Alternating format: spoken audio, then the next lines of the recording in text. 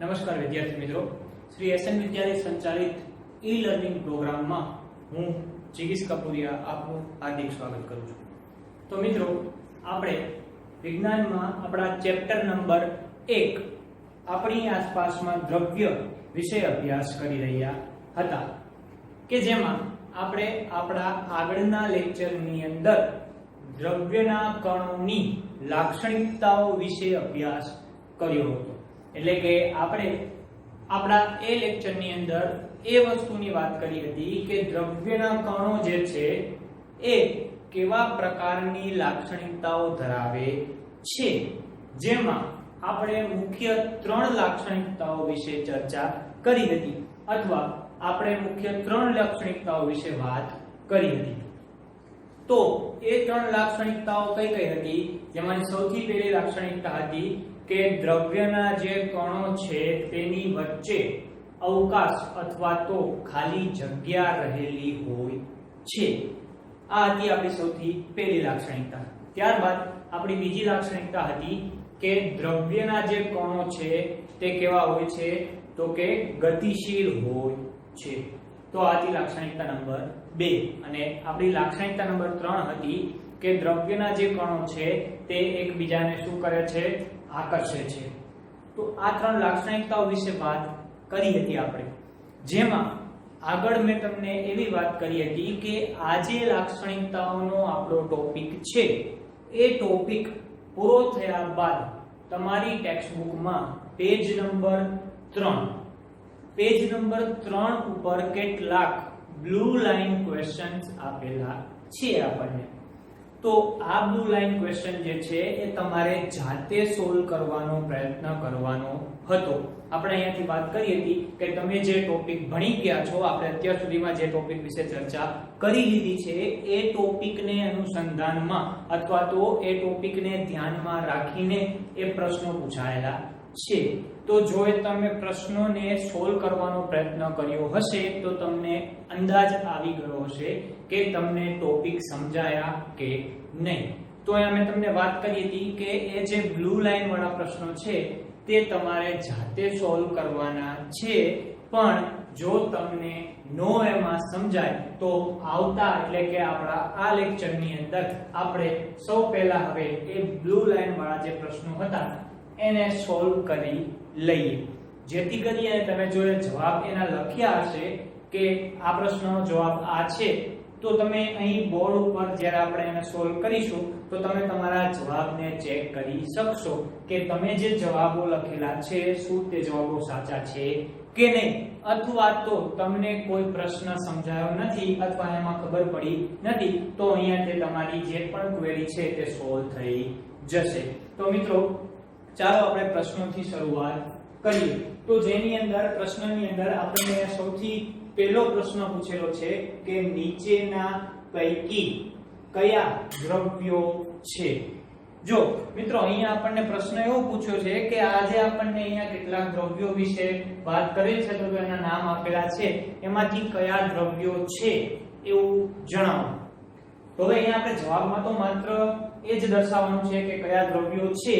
તો આજે આપણને અહીંયા દ્રવ્યો તત્વો આપેલા છે અથવા પદાર્થો આપેલા છે, એમાંથી જે દ્રવ્ય હશે એનો આપણે શેમાં સમાવેશ કરશું? તો આપણે એને દ્રવ્યની અંદર લખીશું, પરંતુ અહીંયા આપણે દ્રવ્યો નથી એવા તત્વોને લખવાનું આપણને કીધેલું નથી। તેમ છતાં આપણે એવા તત્વોની પણ નોંધ કરીશું કે જે દ્રવ્યો નથી। એટલે કે જ્યારે પણ તમે એ પ્રશ્નોનું સમાધાન અથવા તો તમારી એક્ઝામને માટે વાંચતા હશો તો ત્યારે તમે જો એમાં દ્રવ્યો નથી એ તત્વો પણ વાંચશો તો ફરી તમને યાદ આવી જશે કે કેવા પ્રકારના તત્વો જે છે એ દ્રવ્યો નથી એવું કહી શકાય।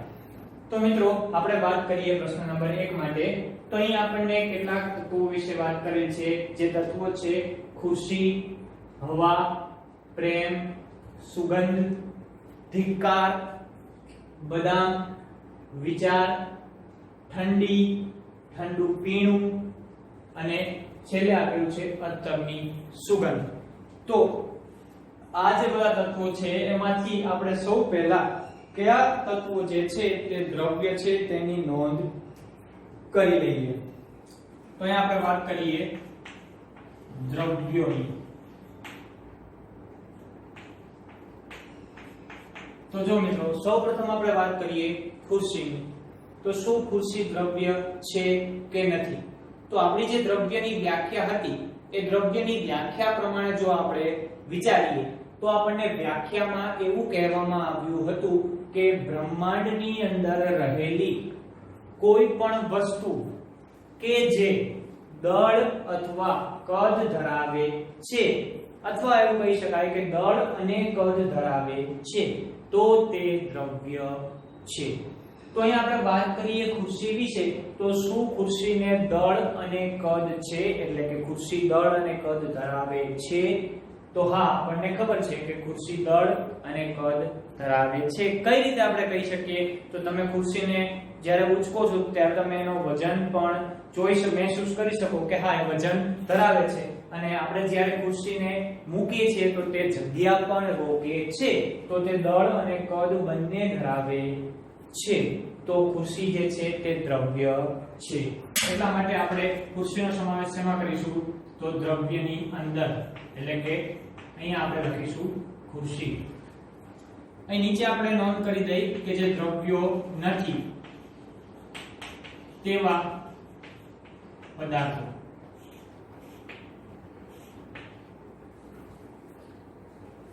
તો વાત કરીએ આપણે ખુરશી વિશે.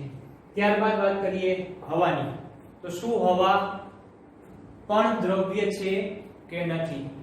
તો વ્યાખ્યા પ્રમાણે જ આપણે શું જોઈશું કે શું હવાને દળ અને કદ છે? તો હા, હવા દળ અને કદ ધરાવે છે. તો હવા શું છે? દ્રવ્ય છે. તો આપણે શેની અંદર લખીશું? દ્રવ્યની અંદર. ચલો, તો આપણું બીજું થઈ ગયું હવા. ત્યારબાદ વાત કરીએ આપણે પ્રેમ. તો મિત્રો પ્રેમ જે છે શું એને દળ છે? એટલે કે તમે એનું વજન કરી શકો છો? તમે કોઈને એવું કહી શકો કે મને આજ તો 5 કિલો પ્રેમ કર્યો મમ્મીએ? ના, આપણે એવું કહેતા નથી. અથવા તો શું પ્રેમ જે છે એ જગ્યા રોકે છે, એટલે કે કદ ધરાવે છે?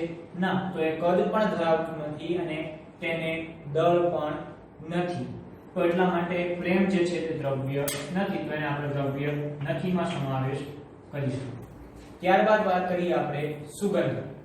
તો જ્યારે આપણે દ્રવ્યો વિશેની સામાન્ય વાત કરી હતી, અથવા એવું કહી શકીએ કે દ્રવ્યની વ્યાખ્યા વિશે જ્યારે આપણે અભ્યાસ કર્યો હતો, ત્યારે મેં તમને સુગંધ વિશેની ચર્ચા કરી હતી કે તમે સુગંધ જે છે એ દ્રવ્ય છે કે નહીં, એમાંથી શેમાં એનો સમાવેશ કરી શકો. ત્યાં આપણે એવી વાત કરી હતી કે સુગંધ જે છે એ દ્રવ્ય નથી. એટલે કે સુગંધને આપણે દ્રવ્યમાં મૂકી શકતા નથી, કારણ કે એને પણ દળ અને કદ છે નહીં. તો સુગંધને આપણે દ્રવ્ય નથીમાં સમાવેશ કરીશું. ત્યારબાદ વાત કરીએ ધિક્કાર. તો ધિક્કાર શું છે? તો કે એ પણ પ્રેમ, ગુસ્સો, ઈર્ષાની માફક શું છે? એક લાગણી છે. તો એને પણ દળ અને કદ નથી, એટલે એ પણ દ્રવ્ય નથી એવું આપણે કહી શકીએ. તો એનો પણ સમાવેશ આપણે દ્રવ્ય નથીમાં કરીશું. ત્યારબાદ બદામ. તો બદામને દળ અને કદ છે, તો બદામ દ્રવ્ય છે. ત્યારબાદ વિચાર. તો વિચાર પણ શું છે? એક પ્રકારે લાગણી. એટલે કે તમે વિચાર જે છે, લાગણી તો ન કહી શકાય એને, પણ વિચાર પણ શું છે? તો કે દ્રવ્ય નથી. શા માટે? તો કે એને પણ દળ અને કદ નથી. તમારા મગજની અંદર રહેલા વિચારો જે છે તે જગ્યા રોકે છે. શું તમારા મગજમાં 50 વિચારો ચાલતા હો તો એવું કહી શકીએ આપણે કે મારા મગજમાં જગ્યા નથી, હવે હું કઈ બીજું વિચારી શકીશ નહીં? ના, એવું કહી શકતા નથી. અને એ ઉપરાંત વિચારને વજન પણ હોતું નથી. તો એ પણ શું છે? દ્રવ્ય નથી. ત્યારબાદ ઠંડી. તો ઠંડી પણ દ્રવ્ય નથી, કારણ કે એને પણ દળ અને કદ હોતું નથી. હવે વાત કરીએ ઠંડુ પીણું. જો મિત્રો હવે ઠંડુ પીણામાં આપણે શેનો સમાવેશ કરીશું? તો જે કોઈ પણ તમે કોલ્ડ ડ્રિંક પીવો છો એનો, બરાબર? તો હવે એ જે કોલ્ડ ડ્રિંક છે એને દળ અને કદ છે? હા, તો એને દળ અને કદ છે. આપણે જ્યારે એને ખરીદવા માટે જઈએ છીએ તો ત્યારે આપણે એનો જે કદ જે છે એના આધારે જ આપણે એનું માપન કરીએ છીએ, અથવા તો એના આધારે આપણે જે કોઈ પણ દુકાનદાર છે એને આપણે કહીએ છીએ. જેમ કે તમે કહો છો કે ભાઈ મને 1 લીટર વાળી થમ્સ અપ ની બોટલ આપો, બરાબર? તો ઠંડુ પીણું જે છે એને દળ અને કદ છે, તો એનો આપણે શેમાં સમાવેશ કરીશું? તો દ્રવ્ય છે.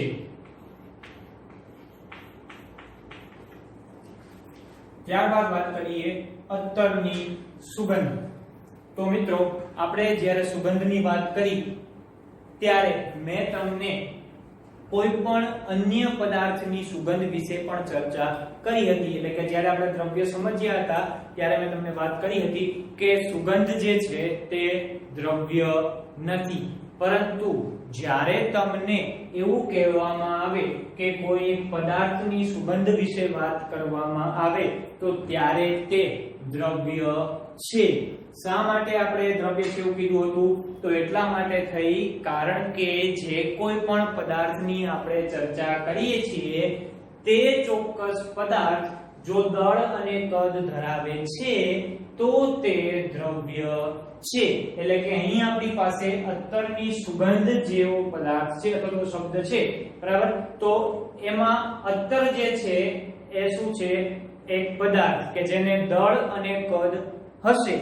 તો એટલા માટે થઈ અને અત્તરની સુગંધ જે છે એનો આપણે શેમાં સમાવેશ કરીશું? તો દ્રવ્ય છે એમાં સમાવેશ કરીએ છીએ આપણે એનો. તો અહીંયા આપણે નોંધશું અત્તરની સુગંધ.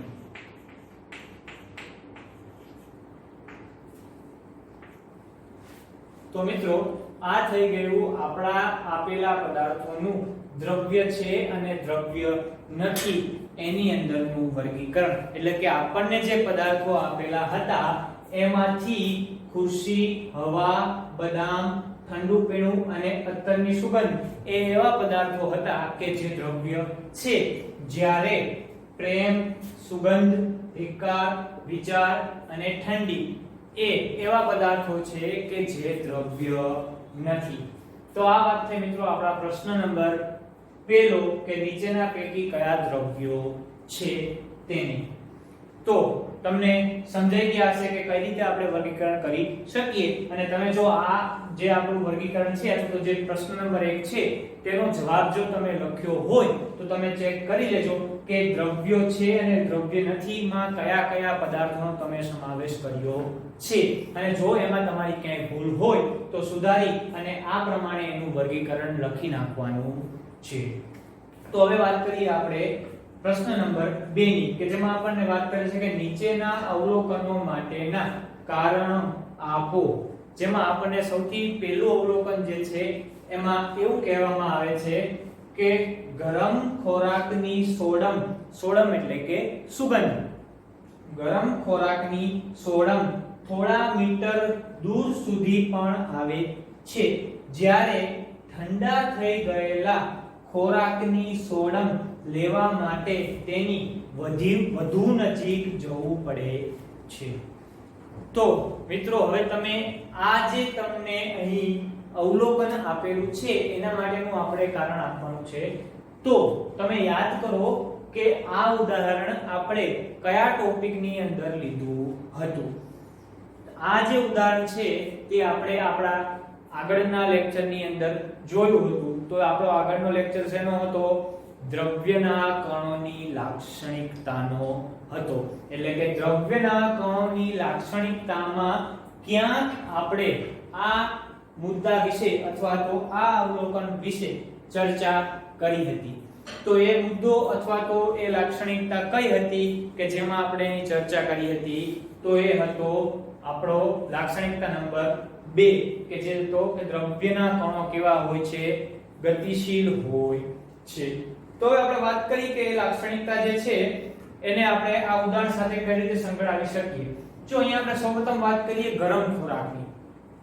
તો જ્યારે તમે કોઈ ગરમ ખોરાક લ્યો છો એટલે કે મેં તમે યાદ કરો તમને ઉદાહરણ આપ્યું હતું ગરમ શીરાનું કે ઘરે તમારી મમ્મીએ સરસ મજાનો ગરમ શીરો બનાવ્યો છે, તો શું એ શીરાની સુગંધ તમારા સુધી પોતાની જાતે જ પહોંચે છે કે તમારે સુગંધ લેવા માટે તેની નજીક જવું પડે છે? તો એની સુગંધ જાતે જ તમારા સુધી પહોંચે છે. અને મેં તમને એ જ ગરમ શીરામાં વાત કરી હતી કે ગરમ શીરામાં મતલબ કે શીરામાં તમને વાત કરી હતી કે એ જ શીરો જ્યારે ઠંડો થઈ જાય છે એટલે કે એ શીરો બન્યાના 5-7 કે 10 કલાક પછી જો તમારે તેની સુગંધ લેવી હોય તો શું જાતે જ તેની સુગંધ તમારા સુધી પહોંચે છે કે પછી એની સુગંધ લેવા માટે તમારે તેની વધુ નજીક જવું પડે છે?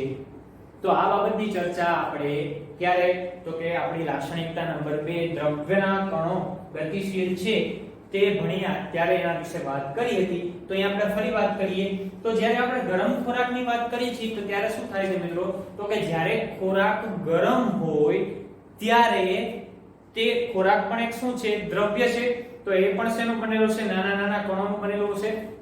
તો જ્યારે ખોરાક ગરમ છે ત્યારે તે દ્રવ્યના એટલે કે ખોરાકના કણોનું તાપમાન કેવું હોય છે?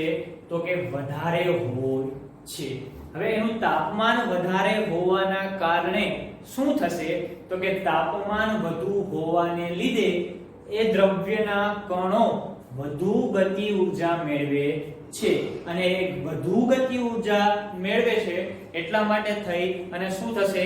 તો કે તેની સુગંધ વધારે માત્રામાં પ્રસરણ પામશે. અને સુગંધ વધારે માત્રામાં પ્રસરણ પામશે તો એનાથી શું થશે? તો કે એની સુગંધ તમારા સુધી પહોંચશે. જો આજ ખોરાક ગરમ ન હોત તો શું થાત? તો કે અહીં ગરમ ન હોત ખોરાક તો એના જે કણો છે તેનું તાપમાન કેવું હોત? ઓછું હોત અથવા તો નીચું તાપમાન હોત. હવે તાપમાન ઓછું હોવાને કારણે શું થાય? તો કે તાપમાન ઓછું હોય તો દ્રવ્યના કણોની જે ગતિ ઊર્જા છે એ પણ કેવી હોય? ઓછી હોય. તો હવે દ્રવ્યના કણોની ગતિ ઊર્જા ઓછી હશે તો આપોઆપ પ્રસરણનો દર પણ કેવો થશે? ઓછો. એટલે કે પ્રસરણ પણ કેવું થશે? ઓછું. અને પ્રસરણ ઓછું થવાને કારણે શું થશે? તો કે તેની સુગંધ તમારા સુધી પહોંચી શકશે નહીં. તો મિત્રો આ જે અવલોકન છે તેનું કારણ આપણે અહીં લખતા જઈ અને તેને સમજવાનો પ્રયત્ન હજી પણ ઊંડાણથી કરતા જઈએ. તો જેમાં આપણે વાત કરીશું પ્રથમ કે ગરમ ખોરાક ના કણો. અહીંયા પહેલા આપણે વાત કરી દઈએ ગરમ ખોરાક કે જે આપણું શું છે? એક દ્રવ્ય છે. તો એના કણો નું તાપમાન કેવું હોય છે? તો કે એનું તાપમાન વધારે હોય છે. તાપમાન વધારે હોય છે. ચલો તો મિત્રો તાપમાન વધારે હશે તો આપણે વાત કરી એમ શું થશે? તો કે તાપમાન વધવાને કારણે દ્રવ્યના જે કણો છે તે વધુ ગતિ ઊર્જા મેળવે છે. તો તાપમાન વધારે હોય છે. તાપમાન વધવાથી કણોની ગતિ ઊર્જા માં વધારો ગતિ ઊર્જામાં વધારો થશે. તો આપણે વાત કરી કે તાપમાન જેમ વધશે એમ શું થશે? તો કે એની ગતિ ઊર્જામાં પણ વધારો થશે. હવે ગતિ ઊર્જામાં વધારો થશે તો એનાથી શું થશે? તો કે એનો પ્રસરણનો દર જે છે એ પણ વધી જશે. એટલે કે ગતિ ઊર્જા વધારે હશે તો આ જે ખોરાકની સુગંધ જે છે તે હવાની અંદર વધારે ઝડપથી પ્રસરણ પામશે. તો એના માટે આપણે યાદ કરો કે પ્રસરણ વિશે પણ વાત કરી હતી કે જેમાં પ્રસરણ માટે આપણે શું કીધું હતું? તો કે કોઈ એક દ્રવ્યના કણો જ્યારે અન્ય દ્રવ્યના કણો સાથે આંતરમિશ્ર થાય છે અથવા તો આંતરમિશ્ર થવાની ઘટના છે એને આપણે શું કીધું હતું? પ્રસરણ કીધું હતું. તો અહીંયા આપણી પાસે એક દ્રવ્ય કેવું છે? તો કે ખોરાક. હવે ખોરાકની સુગંધ જે છે એ આપણું થયું દ્રવ્ય 1 અને બીજું દ્રવ્ય કયું થયું તો કે તમારી આસપાસની હવા. તો એ જે ખોરાકના જે કણો છે અથવા તો એની સુગંધ જે છે એ આસપાસની હવામાં શું કરશે? પ્રસરણ પામશે. એટલે કે એનો અર્થ શું થયો કે એની સાથે ઈ આંતરમિશ્ર થશે. તો અહીંયા તાપમાન વધશે તો ગતિ ઊર્જા વધશે. ગતિ ઊર્જામાં જો વધારો થશે તો પ્રસરણના દરમાં પણ શું થશે? વધારો થશે. તો અહીંયા તાપમાન વધવાથી કણોની ગતિ ઊર્જામાં વધારો થશે, જેથી પ્રસરણનો દર પણ વધશે. હવે પ્રસરણનો દર વધશે એનો અર્થ શું થયો કે આ જે સુગંધ છે અથવા તો સોડમ છે તે તમારી પાસે સરળતાથી પહોંચી જશે. એટલે કે એના માટે તમારે એને પાસે જવું પડશે નહીં, પરંતુ એની સોડમ થોડા મીટર દૂર સુધી પણ આવે છે. તો હવે પ્રસરણનો દર પણ વધે છે, માટે ગરમ ખોરાક ની સુગંધ અથવા સોડમ થોડા મીટર દૂર સુધી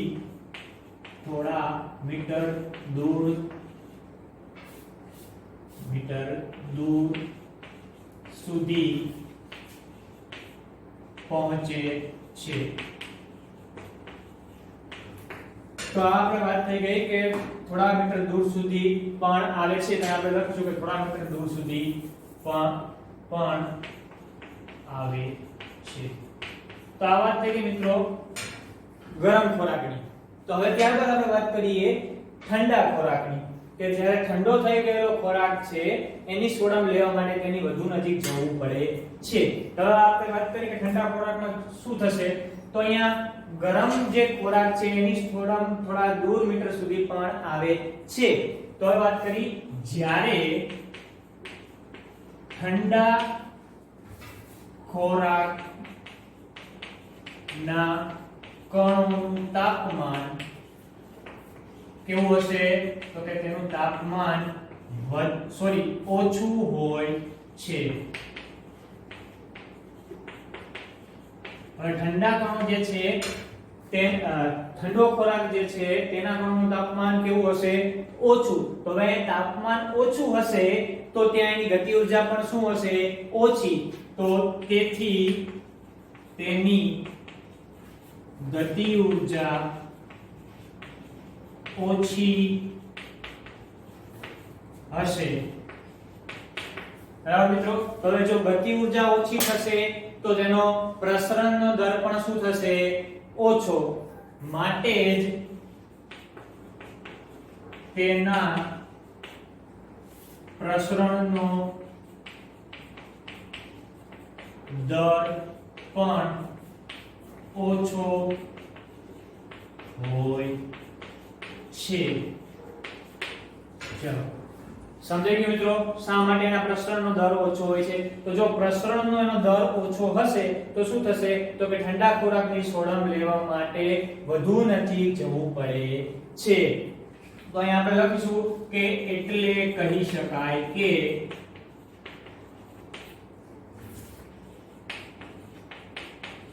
કે ઠંડા ખોરાકની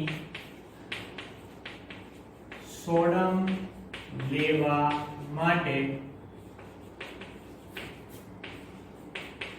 વધુ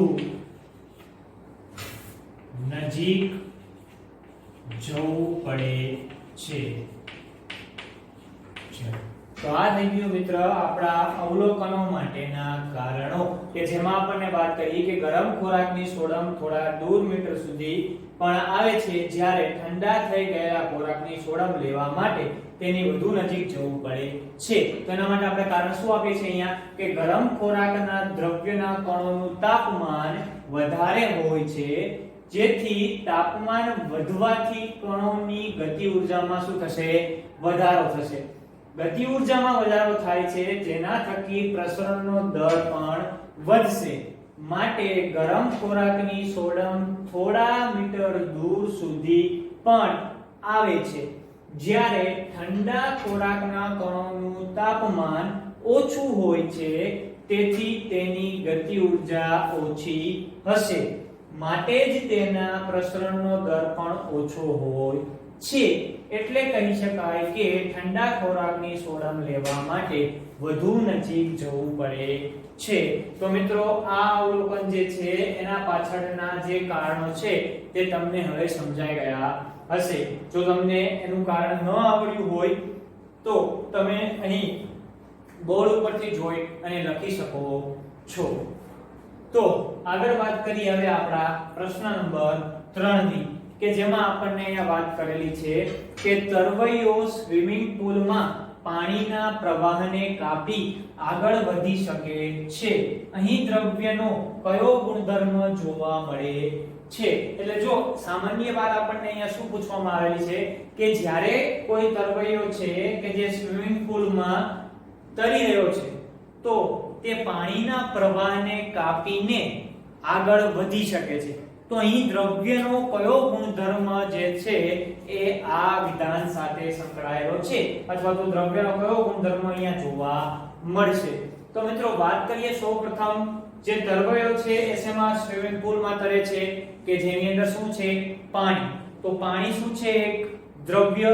તો આપણે દ્રવ્ય માટેની એક મહત્વની એની લાક્ષણિકતા એ જોઈ કે જો દ્રવ્યના કણો વચ્ચે આકર્ષણ બળ ન હોય તો દ્રવ્યનો આકાર રહી શકે, અથવા તો દ્રવ્ય શક્ય છે ના, એ શક્ય બની શકતું નથી. તો એ સૌથી પહેલી જે લાક્ષણિકતા લાગુ પડશે કે દ્રવ્યના કણો વચ્ચે આકર્ષણ બળ હોય છે, અથવા દ્રવ્યના કણો એકબીજાને આકર્ષે છે.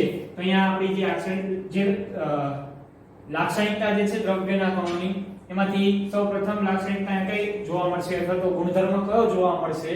તો પહેલો ગુણધર્મ એ જોવા મળશે કે દ્રવ્યના કણો એકબીજાને શું કરે છે? તો કે આકર્ષે છે.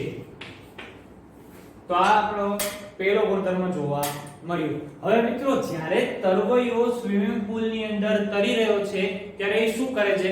તો એ પાણીનો પ્રવાહ જે છે એને વિંધી અને આગળ વધે છે.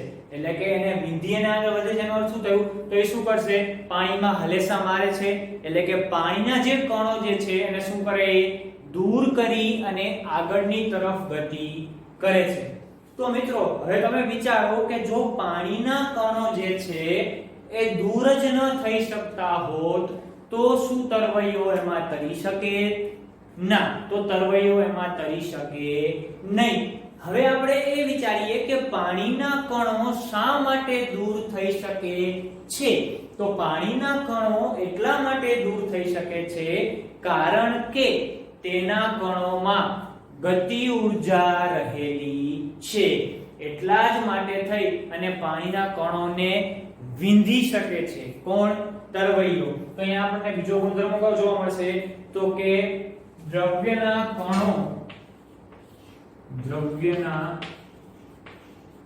કણો ગતિશીલ હોય છે.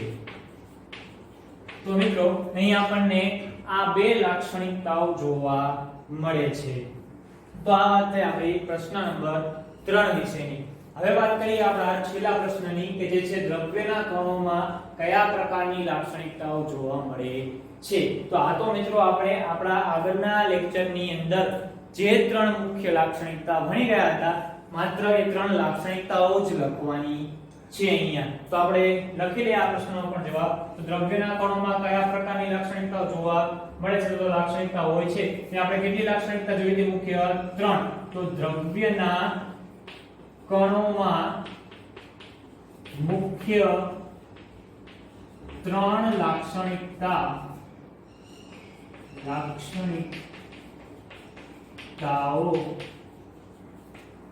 જોવા મળે છે. જેમાંની પહેલી લાક્ષણિકતા શું છે તો કે દ્રવ્યના કણો વચ્ચે